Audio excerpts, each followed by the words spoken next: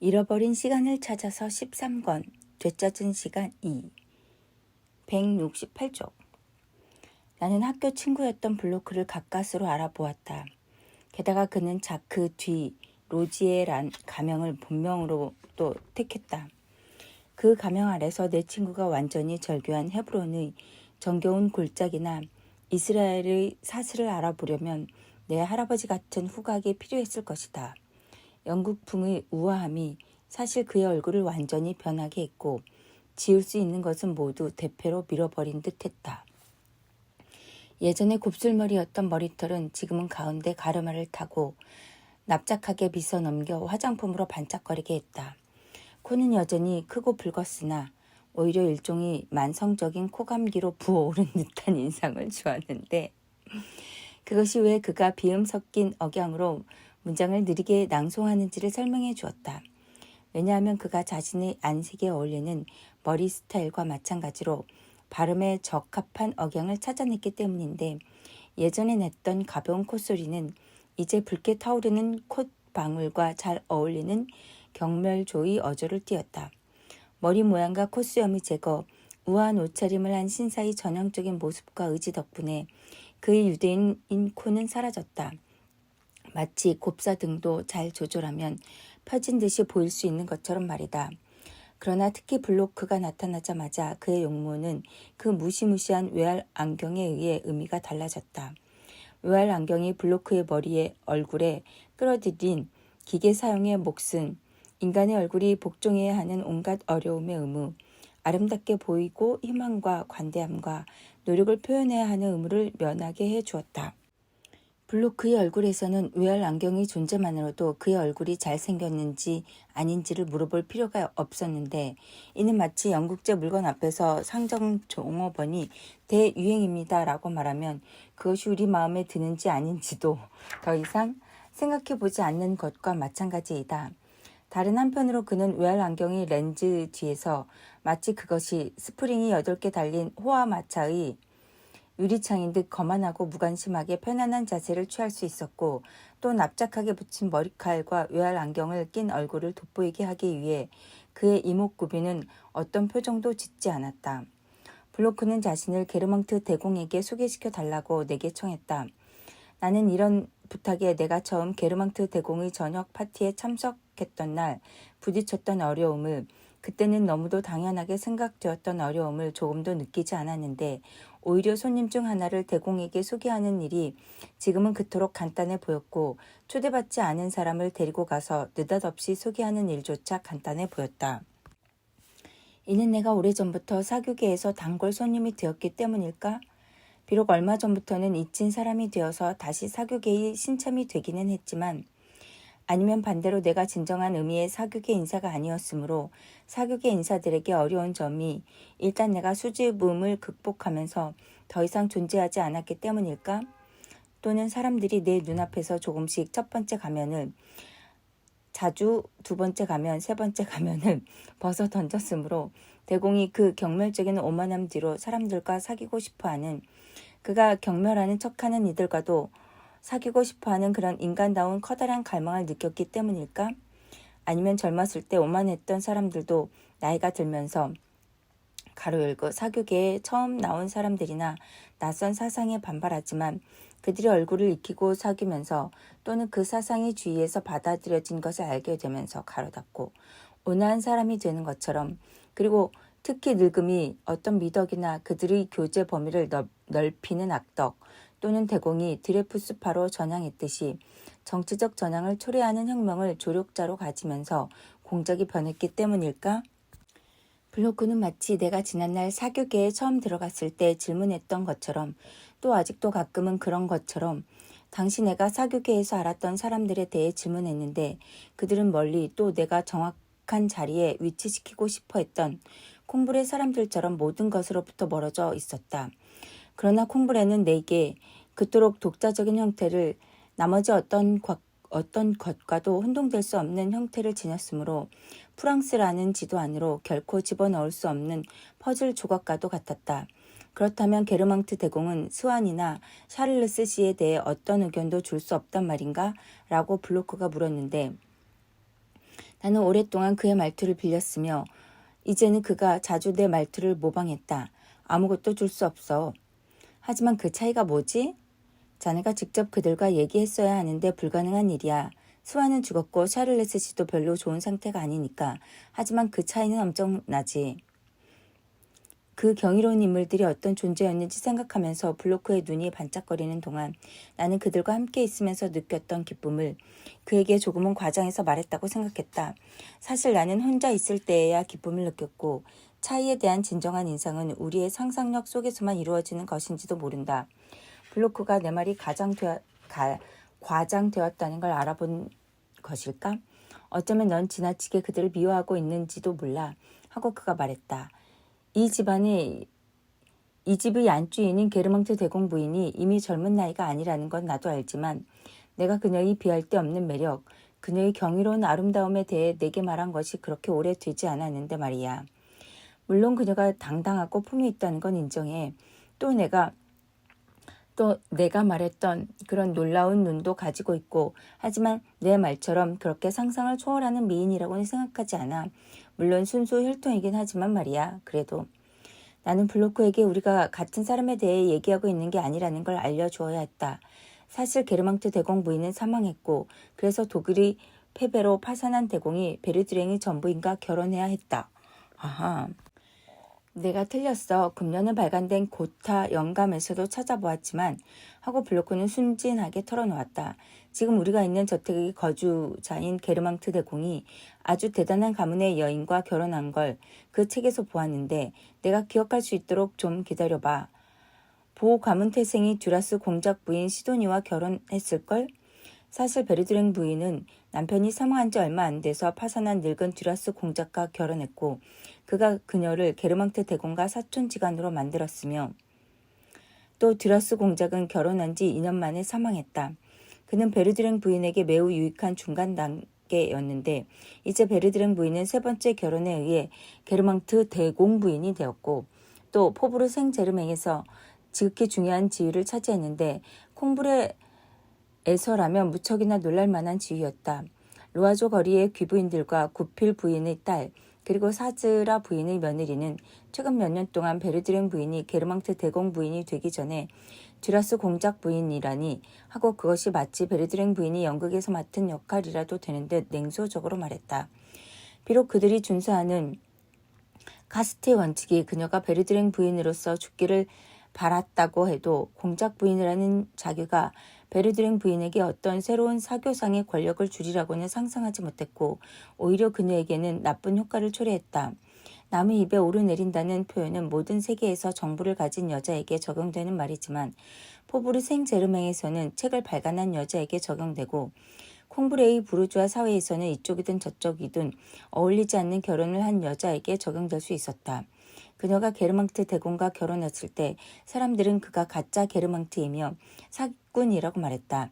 이런 자기와 이름의 동일성과 관련하여 그것이 내게는 또 다른 게르망트 대공 부인이 존재하며 이 게르망트 대공 부인은 예전에 그토록 나를 매혹했던 대공 부인과 아무 관계가 없으며 또 더 이상 존재하지 않는 그 죽은 여인은 사람들이 그녀에게서 이름을 훔쳐도 무방비 상태에 놓여 있다고 생각하게 했는데 거기에는 마치 에드비주 대공 부인이 소유했던 물건들을 성관이나 그녀에게 속했던 모든 것을 다른 여인이 즐기는 것을 볼 때처럼 뭔가 가슴 아픈 데가 있었다. 이름의 승계는 다른 모든 승계나 다른 모든 소유권의 찬탈처럼 슬픈 일이다. 그리고 언제나 중단되는 일 없이 마치 새로운 게르망트 부인의 물결처럼 천년이라는 기간을 통해 이 시대에서 저 시대로 다른 여인에 의해 그 역할이 교체되면서 죽음도 모르고 우리 마음을 변하게 하거나 아프게 하는 온갖 것에 냉담한 단 한 명의 게르망트 대공 부인이 나타나 그 이름이 이따금 심연 속으로 가라앉는 여인들을 태고적의 변함없는 고요함으로 덮을 것이다. 아, 그녀가 누구인가가 중요한 것이 아니라 그녀의 이름이 무엇인가가 중요한 것이군요. 대대로. 물론 내가 알았던 사람들의 얼굴에 나타난 외적 변화도 날마다 이루어진 내적 변화의 상징에 불과했다. 어쩌면 그 사람들은 같은 일을 계속 수행했을 테고, 하지만 그 일에 대해 그들이 교제하는 사람들에 대해 품는 관념은 날마다 조금씩 그 경로를 이탈했으므로 몇 해가 지나 그들은 다른 물건과 다른 인간을 사랑했으며 또 그들 자신도 다른 사람이 되었으므로 만일 그들이 새로운 얼굴을 갖지 않았다면 그건 무척 놀라운 일이라. 참석한 사람들 가운데에는 어느 유명한 재판에서 최근에 증언한 저명 인사가 있었는데 그 증언의 유일한 가치는 그의 고매한 도덕성에 있었고 판사들과 변호사들은 전원일치로 그에게 경의를 표했으며 또 그 도덕성이 두 사람의 유죄 판결을 초래했다. 그래서 그가 들어서자마자 호기심의 움직임이 감지되었고 또 존경심의 움직임도 있었다. 모렐이었다. 어쩌면 그가 동시에 모렐? 생로와 생로의 한 친구에 의해 부양되었음을 아는 사람은 내가 유일했는지도 모른다. 이런 추억에도 불구하고 그는 기쁘게 하지만 조금은 조심스러운 태도로 인사했다. 그는 우리가 발베크에서 만났던 시절을 떠올렸고 그 추억들이 그에게는 젊음의 시이자 우울이었다. 또한 거기에는 내가 교류한 적 없는 이유로 알아보지 못한 사람들도 있었다. 이 살롱에서 시간은 인간만이 아니라 사회에 대해서도 그것의 화학 반응을 실행했기 때문이다.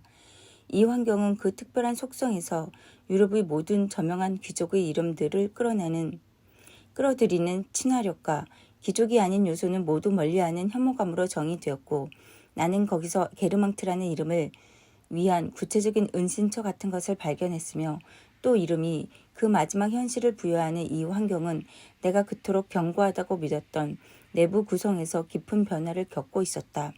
이와는 전혀 다른 사회에서 내가 만났던 사람들, 결코 꿰뚫고 들어올 수 없다고 믿었던 사람들이 이곳에 있는 모습은 세례명으로 불리면서 친밀하게 대접을 받는 모습에 비하면 그래도 덜 놀라운 것이었다. 과거에 게르망트라는 이름에서 그것과 어울리지 않은 것은 모두 자동적으로 멀리해온 어떤 귀족적인 편견과 속물근성 전체가 작동하기를 멈추었다. 몇몇 사람들은 내가 사교계에 처음 진출했을 때 성대한 만찬을 베풀면서 게르망트 대공 부인과 게르망트 공작 부인과 파름 대공 부인 같은 이들만을 초대하고 또 그 만찬에서 주빈석에 앉은 당시의 사회에서는 가장 확고하게 자리 잡은 이들로 통했고 또 어쩌면 실제로 그랬는지도 모르지만 지금은 어떤 흔적도 남기지 않고 사라졌다. 그들은 외교 사절로 파견된 외국인들로 다시 본국으로 돌아간 것일까? 아니면 스캔들이나 자살 혹은 유괴 같은 일로 다시는 사교계에 나오지 못하게 된 것일까? 아니면 독일인이었을까? 그러나 그들 이름의 광채는 당시에 그들이 차지했던 지위에서 연유하며 지금은 그런 이름을 가진 자가 없으므로 만일 내가 그들에 대한 얘기를 해도 아무도 누구에 대해 말하는지 알지 못했고 그들 이름의 철자를 하나씩 발음해도 화려한 외양의 수상쩍은 생활을 하는 이방인쯤으로 여겼을 것이다. 과거의 사회적 법전에 비추어 이곳에 오면 안 되는 사람들이 와 있었고 그들은 놀랍게도 가장 훌륭한 가문 출신의 사람들과 친밀한 친구가 되어 있었다. 그들은 게르망트 대공 부인의 살롱에서 따분해했지만 다만 그들의 새 여자친구 때문에 온 것이었다. 이런 사회의 가장 큰 특징은 사회적 지위를 실추시키는 데 놀라운 능력을 발휘한다는 점이었으니까. 억압기제의 스프링이 느슨해졌는지 아니면 끊어졌는지 더 이상 작동하지 않았고 수많은 이질적인 집단들이 이곳으로 뚫고 들어오면서 온갖 동질성과 포묘와 색깔을 제거했다. 포브르 생제르맹은 마치 자교를 물려받은 노망난 미망인처럼 살롱을 침입하고 오렌지 음료를 마시고 자신의 정보를 소개하는 무례한 하인들에게 그저 수줍은 미소로 응답했을 뿐이다. 게다가 시간이 흐르고 과거의 아주 작은 부분이 사라졌다는 감각은 그 동질적인 전체, 예전의 게르망트 살롱 같은 그런 전체가 파괴되어서라기보다는 오히려 어떤 사람에게는 자연스럽게 자신의 지정된 자리에 앉게끔 지시하는 데 반해 또 다른 사람에게는 그를 스친 사람이 뭔가 의심적인 새로움을 제시하는 것 같은 그런 수많은 이유나 뉘앙스에 대한 지식이 소멸되었다는 데서 보다 생생하게 느껴졌다. 이런 무지는 사교계뿐만 아니라 정치와 그 밖의 모든 것에도 해당되었다.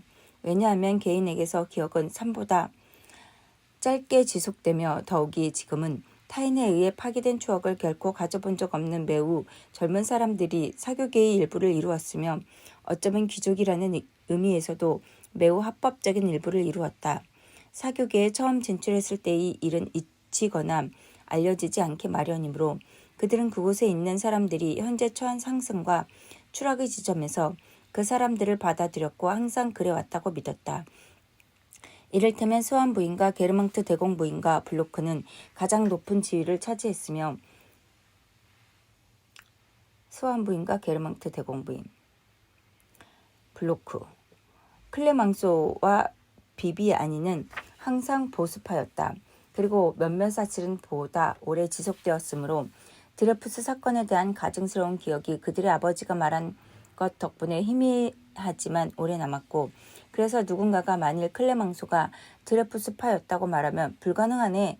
자넨 혼동하고 있어. 그는 바로 반대편이야. 라고 대답했다. 부패한 장관이나 전직 창녀가 미덕의 귀감으로 여겨지기도 했다.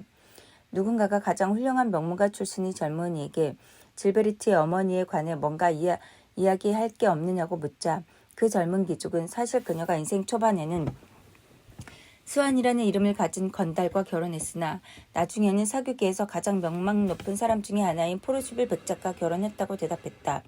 물론 그 살롱에 여전히 출입하는 몇몇 사람들, 이를테면 게르망트 공작 부인과 같은 이는 이런 주장을 비웃었을 테고 가로 열고 스완의 우아함을 부인하는 이런 주장이 나는 끔찍했지만 나 역시 예전에 콩브레에서 고모와 할머니와 함께 스완이 대공 부인들을 알 수 없다고 믿었으니까 가로 닫고 그리고 아직 이곳에 올 수는 있지만 이제는 거의 외출하지 않는 부인들 이를테면 몽모랑시나 무시 사강 같은 공작 부인들도 마찬가지로 이런 주장을 비웃었을 것이다.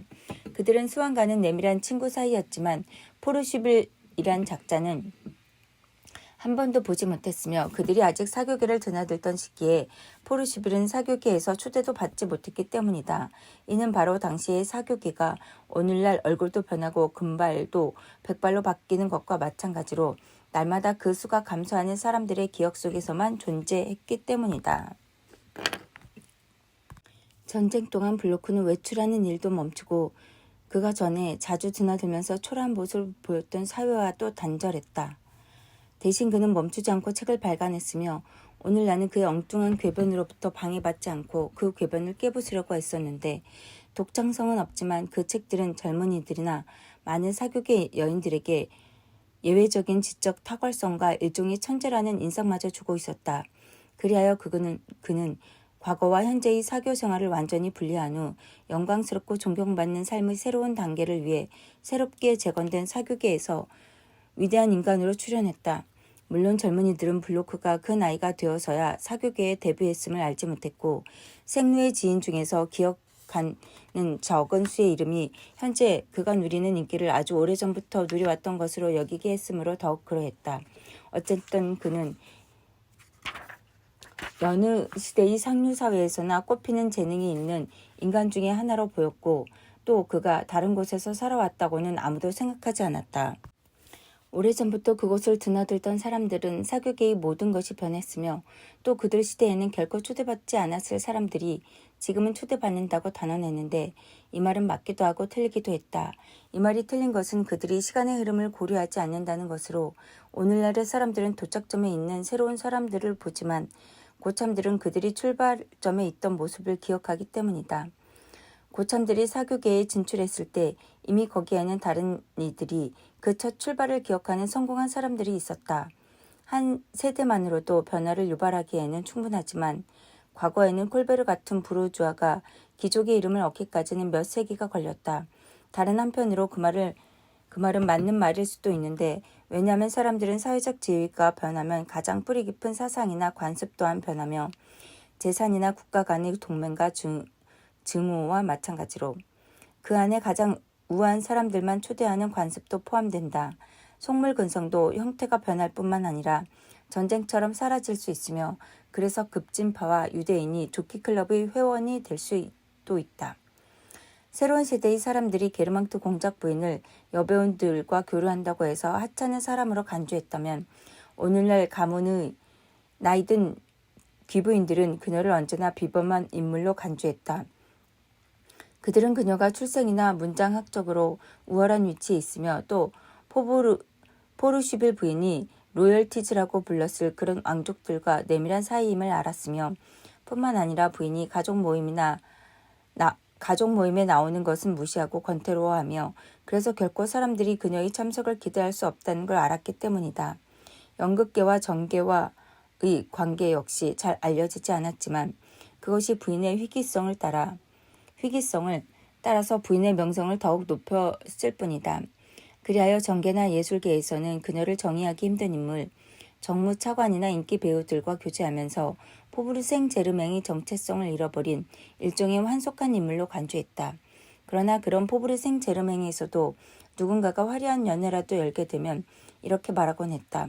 그래도 올해 안을 초대해야 하지 않을까? 오지 않을걸? 그렇지만 형식상 초대는 해야겠지. 헛된 기대는 하지 말고. 그래서 만약 오리안이 10시 30분경 눈부신 옷차림을 하고 나타나서 사촌들 모두를 경멸하는 듯한 냉랭한 눈길을 던지며 위풍당당하게 거만한 표정으로 살롱 문턱에서 걸음을 멈추거나 또 거기서 1시간 정도 머무른다면 파티를 주최한 그 훌륭한 노부인에게는 커다란 축제가 되었으리라. 이는 마치 예전에 막연히 협연을 약속했지만 그렇게 큰 기대를 하지 않았던 극장 지배인에게 시라 베르나르가 나타나서 자신의 호의와 소탈함을 끝없이 과시하면서 약속한 작품뿐 아니라 다른 작품도 20편이나 낭송하는 것과도 같다. 내가 강요들이 거만하게 얘기하고 그럼에도 불구하고 그들과의 교류를 넓혀가려고 모색하는 재치가 사교계를 주도하므로 오리안이 만일 파티에 참석하기라도 하면 자기를 상속받은 미망인이 개최한 그 파티는 미망인이 같은 시즌, 포르시빌 부인은 여전히 그렇게 말했을 것이다. 미망인이 같은 시즌에 개최한 다른 모든 파티를 넘어서는 비록 지극히 우아한 여인들밖에 없다 해도 그런 예외적인 파티로 분류되었을 것이다. 내가 게르몽트 대공과 이야기를 끝내자마자 블로크는 내 팔을 붙잡고 어느 젊은 여인에게 나를 소개했는데 그녀는 게르몽트 공작 부인에게서 내 말을 많이 들었다고 했으며 또 이날 가장 우아한 여인 중 하나였다. 그런데 내게는 그녀의 이름이 완전히 낯설었고 또 여러 게르망트 내 사람들의 이름 역시 그녀에게 그렇게 친숙하지 않았는지 그녀는 한 아메리카 여인에게 생루 부인이 어떤 자격으로 이곳에 있는 찬란한 사회의 사람들과 친밀하게 보이는지 물었다. 그런데 그 아메리카 여인은 포르시빌 내의 잘 알려지지 않은 친척인 파르시 백작과 결혼했고 백작에게 포르시빌 가문은 세상에서 가장 훌륭한 가문을 대표했다. 그렇게 해서 그녀는 아주 자연스럽게 그거야 생루 부인이 포르시빌 태생이기 때문이겠죠. 그보다 더 훌륭한 가문도 없으니까요. 라고 대답했다. 그녀는 순진하게 포르시빌이란 이름이 생루의 이름보다 더 우월하다고 믿었지만 생루라는 이름이 적어도 어떤 것인지는 알고 있었다. 그러나 블로크와 게르망트 공작 부인의 매력적인 여자친구는 그 사실을 전혀 알지 못했고 또 꽤 경솔한 탓에 한 아가씨가 생루 부인이 어떻게 해서 집주인인 게르망트 대공의 친척이 되었는지를 묻자 자신이 믿는 대로 포르시빌가를 통해서 그렇게 된 거죠 라고 대답했다. 아가씨는 그 정보를 예로부터 언제나 갖고 있었다는 듯 자기 친구들 중 하나에게 전했고 또 그 친구는 고약하고 예민한 성격인지라 질베르트가 포르시빌을 통해 게르망트의 친척이 되지 않았다는 말을 한 신사로부터 처음 듣고는 얼굴이 수탉처럼 새빨개졌으며 그러자 신사는 자신이 틀렸다고 생각하고 그 잘못된 정보를 받아들이고 이내 그걸 다른 사람에게 퍼뜨렸다.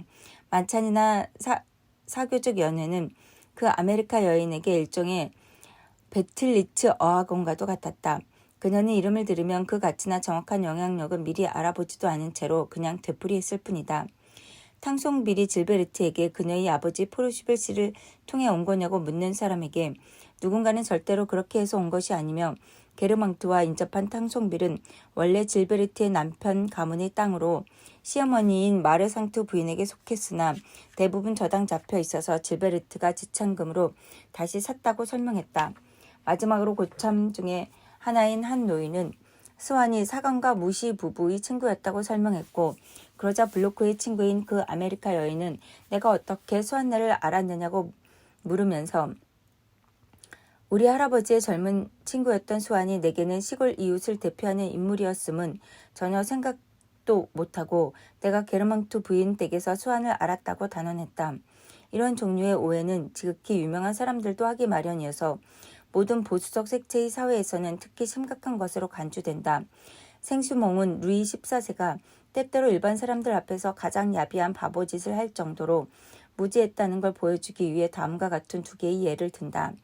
왕은 르넬이 클레르 몽갈랑드 가문에 속한다는 것도 생테랑이 몽모랑 가문에 속한다는 것도 몰랐으므로 그 두 사람을 별 볼 일 없는 사람으로 취급했다.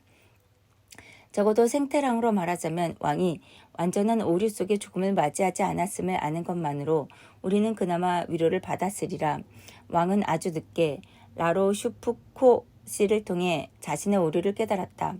그래도 하고 생스몽은 조금은 유감이라는 듯 왕이 그들의 이름을 듣고도 아무것도 깨우치지 못했다면 그 가문이 어떤 가문인지 왕에게 설명해 드려야 했을 것이다 라고 덧붙인다. 가장 가까운 과거까지도 아주 빨리 덮어버리는 이런 활기찬 망각이나 확산되는 무지는 그 반동작용으로 아주 작은 지식을 창출했는데 그렇게 널리 퍼져 있지 않은 만큼 더욱 귀중한 지식이다. 사람들의 족보와 그들의 진짜 사회적 지위 또는 그들이 이런저런 가문과 결혼하거나 또는 신분 낮은 사람과 결혼한 것이 사랑이나 돈이나 같은 이유 때문이며 또는 그 밖의 다른 이유라고 설명하는 데 적용되는 이런 지식은 보수적인 지식이 지배하는 사회에서는 높이 평가되며 우리 할아버지가 콩브레와 파리의 부르주아에 관해 최고 수준으로 가지고 있던 지식이며 생시몽이 콩티 대공의 경이로운 지성을 치하하는 순간 콩티 대공의 학문을 논하기에 앞서 아니 그것이 학문의 최고 형태라도 되는 듯 높이 평가했던 지식이다. 생시몽은 콩티 대공이 다음과 같은 사람이었다고 칭송한다.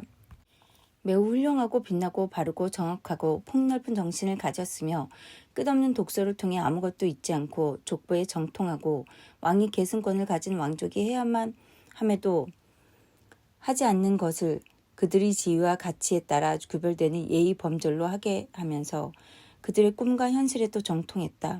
그는 그 점에 대해 자신의 생각을 밝혔으며 또 왕의 찬탈에 대해서도 설명했다. 책과 대화로부터 배운 역사가 대공에게 출생과 직책 따위의 문제에 관해 보다 유익한 설명을 할 수 있도록 소재를 제공했다. 이보다 찬란하지 않은 세계, 콩브레와 파리의 부르주아에 관한 모든 것을 할아버지는 콩티 대공 못지않게 정확히 알았고 또 그 지식을 탐욕스럽게 음미했다. 질베르트가 포르쉐빌 가문 태생이 아니며 캉부르 메루 부인이 메제글레즈 가문 태생이 아니며 그녀의 젊은 며느리인 또 다른 캉부르 메루 부인이 발랑티누아 가문 태생이 아님을 아는 그런 전문가나 애호가들의 수는 이미 많이 줄어들었다. 어쩌면 최상류 귀족 사회에서는 그런 사람들의 수가 미미해서 거의 찾아볼 수도 없지만 가로 열고 황금 전설이나 13세기의 채색 유리에 관해 가장 정통한 사람이 반드시 맹신자나 카톨릭 신자가 아닌 것처럼 가로 닫고 접근할 수 없는 것을 더 많이 탐내는 이류 귀족 사회에서는 보다 흔한 법이다. 그들은 자주 왕래하지 않는 만큼 연구할 틈도 있고 서로 만나면 즐겁고 그래서 애서가 협회나 랭스 대성당 동호회처럼 맛있는 만찬을 단체로 베풀고 또 그 만찬에서 족보에 관한 지식을 음미한다. 그런 모임에 여인은 허락되지 않지만 남편들은 집에 돌아와 아내에게 말한다. 흥미로운 만찬이었어. 거기에는 라스플리에르 씨라는 이름을 가진 사람이 있었는데 그가 귀여운 딸을 가진 생루 부인이 포르쉐빌 태생이 아님을 설명하면서 우리를 매료시켰다오. 정말 소설 같았소. 블로크와 게르망트 공작 부인의 여자친구는 우아하고 매력적이었으며 또한 지적인 여성이어서 그녀와의 대화는 유쾌했지만 내게는 생경한 대화 상대자의 이름뿐만 아니라 그녀가 말하는 많은 사람들의 이름, 현재 사교계의 근간을 이루는 사람들의 이름이 생경했으므로 알아듣기 힘들었다. 다른 한편으로 그녀는 내 얘기를 듣고 싶어 했지만 내가 인용하는 많은 이름들이 그녀에게는 아무것도 의미하지 않았다. 그 이름들이 모두 망각 속에 사라졌거나 적어도 자신의 개인적인 명성을 통해서만 빛을 발했던 이름들로 몇몇 명문 귀족을 총칭하는 것과 같은 그런 영속적인 이름이 아니었기 때문이다. 가로 열고 젊은 여인은 전날 만찬에서 잘못 들은 이름에 따라 정확하지 않은 출생을 상상하면서 정확한 자기도 거의 알지 못했다. 그리고 그녀는 내가 사교계를 떠나고 나서 몇 년 지난 후에야 사교계 출입을 시작했으므로 그 대부분의 이름을 발음하는 것조차 들은 적이 없었다. 그때 그녀는 젊었고 뿐만 아니라 프랑스에 거주한 지 얼마 안 되어 금방 사교계에서 초대받지도 못했다. 가로 닫고. 그런데 내 입에서도 나도 모르게 르누아 부인의 이름이 나왔고 우연히 내 대화 상대자는 그녀를 흠모하는 게르망투 부인의 오랜 남자친구 덕분에 루루아 부인 얘기를 들은 적이 있었다. 그러나 속물인 그 젊은 여성이 네, 르누아 부인이 누구인지 알아요. 베르고트의 오랜 여자친구죠. 라고 경멸조의 여자로 대답하는 걸 보고 나는 그녀가 그 얘기를 부정확하게 들었다는 걸 알았다. 그녀의 어조가 의미하는 바는 결코 우리 집에 오게 하고 싶지 않은 사람이죠. 라는 것이었다. 나는 게르망트 부인의 오랜 남자친구가 귀족과의 교제에 중요성을 두지 않은 것이 그 특징 중의 하나인 게르망트 정신에 완벽하게 젖어 있었으므로 르누아 부인은 모든 전하와 공작 부인과 교류하는 분이죠. 라는 말이 지나치게 어리석고 지나치게 게르망트 정신에 반한다고 생각하여 부인은 조금 괴상한 분이죠. 언젠가 부인은 베르고트에게 이렇게 말한 적이 있어요. 라고 말하는 편을 더 좋아한다는 걸 알고 있었다. 다만 사정을 모르는 사람들에게서 이런 대화를 통해 얻는 정보는 신문이 일반 대중에게 제공하는 그래서 그들이 신문에 의거하여 루베시나 레나크 씨를 번갈아 도둑이나 위대한 시민으로 간주하는 정보와 대등한 것이다. 나의 대화 상대자에게서 루루아 부인은 베르드랭 부인의 작은 패거리가 당시 베르고트에게만 국한되었으므로 루루아 부인만큼 그렇게 빛나지 않았던 초기의 베르드랭 부인과 흡사했다. 게다가 그 젊은 여인은 순전히 우연한 기회에 루루아 부인의 이름을 들은 마지막 여인 중 하나이다. 오늘날에는 아무도 루루아 부인이 누구인지 알지 못하며 게다가 그것은 지극히 당연한 일이다. 빌파리즈 후작 부인의 정신은 자주 루루아 부인의 생각으로 가득 차 있었지만 빌파리즈 부인의 사후에 발간된 회고록에는 세기 내서조차 그 이름이 실려 있지 않았다. 게다가 빌파리즈 후작 부인은 그 책에서 루루아 부인 얘기를 하지 않았는데 루루아 부인이 살아생전 자신에게 상냥하지 않아서가 아니라 사후에는 어느 누구의 관심도 끌지 못할 거라고 생각했기 때문이다. 따라서 이런 지목은 여인의 사교적인 원함보다는 작가의 문학적 촉각에 의해 구술된 것이었다. 블로크의 멋쟁이 여자친구와 나눈 대화는 흥미로웠는데 젊은 여인은 총명했고 우리 두 사람의 어휘 차이가 대화를 어색하게 만들었지만 그래도 동시에 교훈적인 것으로 만들었다. 세월은 흘러가며 젊음은 늙음의 자리를 내주며 가장 단단했던 재산이나 왕자도 무너지며 명성이 순간적이라는 걸 알아도 아무 소용이 없는 것을 왜냐하면 그 모든 것을 인식하는 방식이 말하자면 시간에 휩쓸린 그 유동적인 세계의 사진을 찍는 방식이 모순되게도 그 세계를 고정하기 때문이다.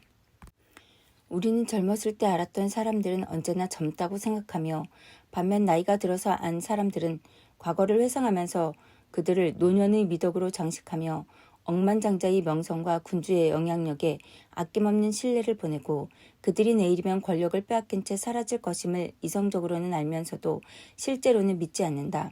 보다 제한된 순수 사교계의 영역에서 복잡하지만 그래도 동일한 종류의 문제를 풀 수 있게 가르쳐주는 간단한 문제처럼 그 젊은 여인과의 대화를 통해 우리가 어떤 종류의 사회에서 25년이 거리를 두고 살았다는 사실에서 비롯되는 불가해성이 내게 깊은 인상을 주었고 또 역사에 대한 감각을 더욱 단단하게 만들었는지도 모른다. 게다가 사람들은 현재의 모습 속에서 10년마다 솟아오르게 하는 이런 현재 위치에 대한 무지가 마치 과거가 존재하지 않는다는 듯 금방 상륙한 아메리카 여자로 하여금 블로크가 아무것도 가지지 못했던 시절 샤를레스 씨가 파리에서 가장 높은 위치를 차지했으며 봉탕 씨를 위해 많은 비용을 지출했던 수완 씨가 한때는 지극한 우정으로 대접을 받았음을 보지 못하게 하는 이런 무지는 사교계의 신참들 뿐 아니라 인접 사교계를 늘상 드러났던 고참들 사이에서도 존재했으며 그리고 그들 둘 다에게서 그것이 또한 시간의 효과임을 말해야 한다. 가로 열고 그러나 이번에 그 효과는 사회계층이 아닌 개인에게 작용한다. 가로 닫고 물론 우리가 환경이나 생활 양식을 바꾼다 해도 우리의 기억은 동일한 개인의 실타래를 붙잡으면서 우리가 살았던 사회의 기억을 비록 40년 전이라 해도 그 개인의 그 연속적인 시대에 결부시켰는지도 모른다.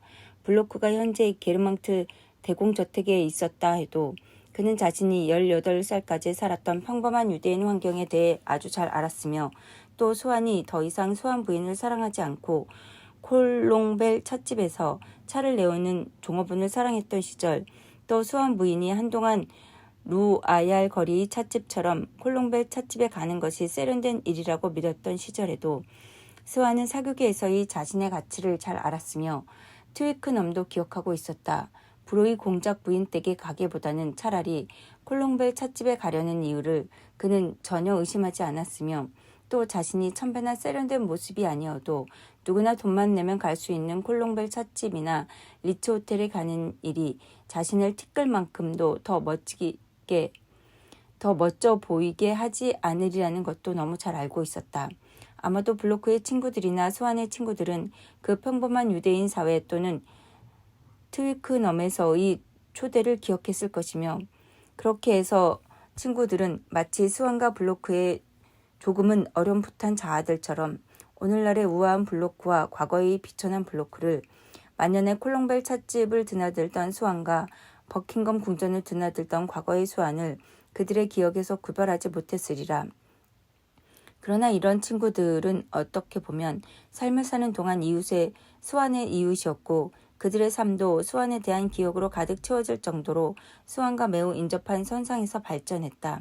그러나 스완으로부터 보다 멀리 떨어져 있던 사람들, 반드시 사회적인 의미에서가 아니라 내밀한 관계의 측면에서 보다 멀리 있던 사람들에게는 어렴풋이 교류하고 드물게 만나고 그래서 그렇게 많지 않은 추억거리가 스완에 대한 관념을 보다 유동적인 것으로 만들었다. 이런 종류의 낯선 사람들은 30년이 지나면 현재 우리 눈앞에 있는 사람을 과거로 연장하거나 그 가치를 달라지게 할 수 있을 정도로 정확한 것은 아무것도 기억하지 못한다. 나는 스완의 말년 삶에 대해 사교계의 사람들조차 누군가가 스완에 대해 말하면 마치 그것이 그의 유명세라도 된다는 듯 콜롱벨 찻집에 가던 스완 말씀이시죠? 라고 얘기하는 걸 들었다. 그런데 나는 이제 블로크에 대해 잘 알만한 사람들조차 그에 대해 얘기하면서 그 게르망트네 블로크 말인가요? 게르망트네의 단골 손님인? 이라고 말하는 걸 들었다. 삶을 세분화하고 또 거기서 현재의 삶을 분리하여 우리가 얘기하는 인간을 또 하나의 인간으로 만들고 다른 인간, 전날의 창조물, 그가 현재 가진 습관들의 요약에 지나지 않는 인간으로 만드는 가로 열고 비록 그의 마음속에는 그를 과거에 연결해주는 삶의 연속이 존재하는데도 불구하고 가로 닫고 이런 오류 또한 시간에 의해 결정되지만 그것은 시간의 현상이 아닌 기억의 현상이다. 기억의 현상. 우리에게서 존재하는 모습을 변모하게 하는 이런 망각에 대해 나는 그 순간 물론 꽤 다른 종류이긴 하지만 보다 놀라운 사례를 체험했다. 게르망트 부인의 젊은 조카인 빌망두와 후작이 과거에 내게 지부할 정도로 무례하게 굴었고 나도 그에 대한 보복으로 그에게 지독히 모욕적인 태도를 취했으며 그래서 우리들은 암묵적으로 원수가 되어 있었다. 내가 게르망트 대공 부인 댁에서 시간에 대해 명성하는 동안 그는 자신을 소개하게 하면서 내가 그의 부모와 알고 지내던 사이였다고 믿고 있으며 또 내가 쓴 평론을 읽었고 나와 사귀고 싶으며 아니 과거의 교분을 되찾고 싶다고 말했다. 그도 나이가 들면서 많은 사람들처럼 무례한 사람에서 진지한 사람이 되었고 더 이상 예전처럼 건방진 태도도 보이지 않았으며 반면 그가 드나드는 사회에서는 비록 보잘것없는 평론이었지만 사람들이 내 얘기를 한 것도 사실이다. 그러나 그의 친근함이나 접근은 다 부수적인 이유에 지나지 않았다. 주된 이유는 적어도 다른 이유까지 끌어들이게 했던 이유는 그의 기억력이 나보다 나쁜 탓에 또는 그가 내게 보인 것보다 내가 그에게 하찮은 인물로 보여 내가 그의 공격에 대해 했던 것보다 내 반격에 지속적인 주의를 기울이지 않아 그가 우리의 적대 관계를 완전히 망각했기 때문인지도 몰랐다. 기껏해야 내 이름은 그에게서 내 친척 중에 누군가를 그의 아주머니를 집에서 만난 누군가를 생각나게 했을 것이다. 그래서 그는 새로 소개를 받아야 할지 아니면 다시 소개를 받아야 할지 정확히 알지 못한 채로 서둘러 자기 아주머니 얘기를 시작했다. 그는 그곳에서 나를 만났다는 걸 전혀 의심하지 않았고 우리가 다퉜던 일도 잊어버리고 그곳에서 나에 관해 자주 얘기했던 것만 기억했다. 이름이란 흔히 한 존재로부터 그가 사망했을 때도 아닌 살아있는 동안 우리에게 남아있는 전부이다. 그래서 그에 대한 우리의 관념이 그토록 모호하고 기이해도 또 우리가 그에 대해 가졌던 관념과 거의 부합되지 않고 결투에서 싸울 뻔했던 일도 완전히 잊어버리지만 그가 어렸을 때 상잘리즈 공원에서 이상한 노란 각반을 맸던 것은 기억하며 우리가 그 사실을 단언하는데도 그는 우리와 놀았던 일을 전혀 기억하지 못한다. 블로크가 하이에나처럼 껑충 뛰면서 들어왔다. 20년 전에는 들어올 수도 없었던 살롱에 이제 왕림하시는군 하고 나는 생각했다. 하지만 그 역시 20살을 더 먹었고 전보다 죽음에 가까워져 있었다. 그렇다면 이런 일이 그에게 무슨 도움이 되겠는가? 멀리 불빛이 잘 비치는 곳에서 보면 그의 반투명한 얼굴에는 쾌활한 젊음만이 보이지만 가로 열고 아직 젊음이 얼굴에 남아서인지 아니면 내가 젊음을 떠올려서인지는 모르겠지만 가로 닫고 가까이에서 보면 불안을 감추지 못하는 거의 소름 끼치는 늙은 사일록의 얼굴이 복도에서 분장한 채 무대에 등장할 때를 기다리면서 이미 낮은 소리로 첫 번째 대사를 낭송하는 얼굴이 보였다. 10년 후에는 살롱의 무기력한 타성이 강요하는 대로 지팡이를 짚고 대가가 된 모습으로 살롱 안에 들어설 테고 라 트레무이유 댁을 방문하는 일을 고역으로 여길 것이다. 그렇지만 이런 일이 과연 그에게 무슨 도움이 되겠는가? 사극에 생긴 변화로부터 내 작품의 일부를 견고하게 만드는 데 적합한 중요한 진리를 도출할 수 있었다. 이 변화는 내가 처음 순간 생각할 수 있었던 것처럼 우리 시대의 고유한 변화는 전혀 아니었다. 나 자신이 겨우 성공하여 게르망트 내 살롱에 지금의 블로크보다 더 신참으로 들어갔던 시절, 그 살롱의 일원이 된 지 얼마 안 되어 완전히 이질적인 요소들을 그 사회의 전체를 이루는 부분으로 관조해야 했고 또 그보다 더 오래된 고참들에게도 기이할 정도로 새롭게 보이는 사람들을 그 고참들과 구별하지 못했다.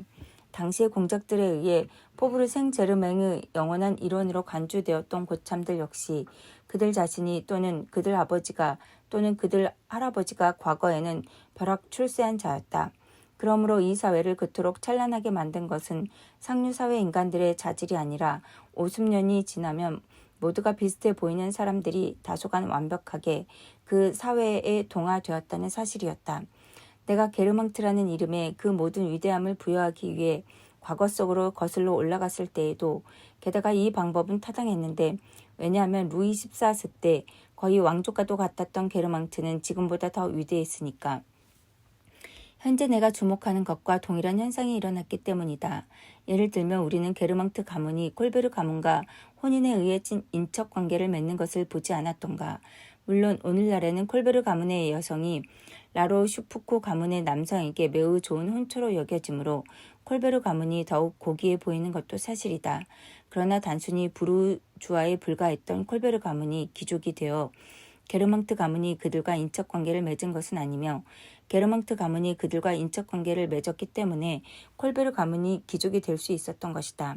만일 오송빌이라는 이름이 현재 이 집안을 대표하는 이와 함께 사라진다면 그 이름의 명성은 스탈 부인의 후손이라는 점에서 기인할 것이다.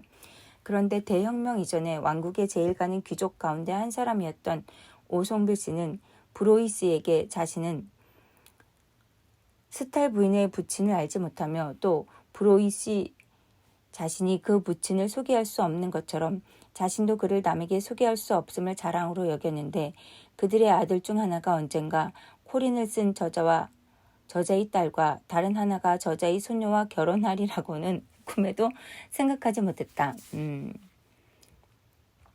게르망트 공작 부인의 말에 따르면 나도 이런 사교계에서 자교는 없지만 우아한 인간의 역할을 할 수 있으며 또 사람들은 내가 언제나 귀족 사회에 속했음을 기꺼이 믿으려고 한다는 것도 알았다. 과거의 수완이 그랬듯이 수완 전에는 루브랭씨나 앙페르씨, 브로이 공작 부인, 처음에는 사교계와 아주 거리가 멀었던 그들이 모든 친구들이 그랬듯이 말이다. 게르망트 부인 댁에서 저녁 식사를 하던 초기에 나는 사교계에서의 내 모습보다는 보세로페유 씨 같은 인간의 과거를 구성하고 그의 사교계에서의 이미지에 형태를 부여하는 일에 내가 완전히 무지하다는 걸 보여주는 지적 때문에 그들을 몹시 놀라게 했다. 어느 날인가 블로크도 아주 늙을 테고 그래서 그때 그의 눈앞에 제시되는 게르망트의 살롱에 대해 조금은 오래된 추억을 가질 때면 그 역시 몇몇 불청객들과 무식한 사람들을 볼 때와 똑같은 놀라움과 불쾌감을 느낄 것이다. 다른 한편으로 그는 아마 내가 노르프와 씨 같은 이들의 특권이라고 믿었던 요령과 신중함의 자질을 터득해서 자기 주위에 발산할 테고 그렇게 해서 그 자질은 어느 누구보다 그것을 배척하는 것 같은 사람들 사이에서 다시 형성되고 구현될 것이다. 게다가 내게는 내가 게르망트 내 사회에 받아들여지기 위해 일어났던 상황이 뭔가 예외적으로 보였다. 그러나 밖에서 나를 둘러싼 환경 밖에서 보자 이런 사회 현상이 내가 처음 생각했던 것처럼 그렇게 고립적이지 않으며 또 내가 태어난 콩브레란 샘에서 꽤 많은 물줄기가 그 물줄기를 공급하는 분수대 위로 솟아오르면서 나와 조화를 이룬다는 걸 깨달았다. 물론 이런 상황에서는 늘 특별한 것이 있으며 성격 역시 늘 개인적인 점이 있기 마련이지만 르그랑댕이 그 차례로 이 사회에 들어오고 오데트의 딸이 혼인에 의해 이 사회와 인척관계를 맺고 스완 자신과 끝으로 내가 이 사회에 들어온 것도 모두 지극히 다른 방식으로 이루어졌다. 내 삶에 갇혀 삶을 내면에서만 바라보며 살아온 내게서 르그랑댕의 삶은 나와는 완전히 무관하고 또 대립되는 것처럼 보였는데 이는 마치 깊은 골짜기에서 흐르는 시냇물이 다른 지류는 보지 못하고 아무리 본류에서 이탈한다 해도 결국은 같은 강으로 흘러가는 것과도 같다. 그러나 새가 높은 곳에서 내려다보듯 전체를 한눈으로 관찰한다면 감정적인 이유나 이런저런 사람을 죽음에 이르게 하는 그 불가피하고도 무모한 행동은 고려하지 않고 오로지 매해 사망자의 수만을 계산하는 통계학자처럼 우리는 이 책의 첫 부분에서 묘사한 것과 동일한 환경에 속하는 사람들이 전혀 다른 종류의 환경에 이르는 것을 볼 수 있으며 또 매해 파리에서 상당수의 결혼이 부르주아 상류 사회 사람들 사이에서 이루어지므로 교양 있고 부유한 각기 다른 환경의 부르주아 계급에서 태어난 사람들이 대략 같은 비율로 이를테면 스완이나 르그랑댕 또 나나 블로크 같은 사람들이 결혼을 통해 상류 사회라는 대항으로 몸을 던지는 것은 가능하다. 게다가 그들은 상류 사회에서 금방 서로를 알아볼 수 있었다. 젊은 캉부르메르 백작이 품위 있고 세련되고 점잖고 우아한 옷차림으로 사람들을 매혹했지만 동시에 그의 아름다운 시선과 출세에 대한 강한 욕망에서 나는 이미 그의 외삼촌 르그랑댕을 특징짓는 요소들을 알아보았으며 다시 말해 귀족적인 모습이지만 우리 부모님의 오래된 지극히 부르주아적인 친구임을 알아보았다.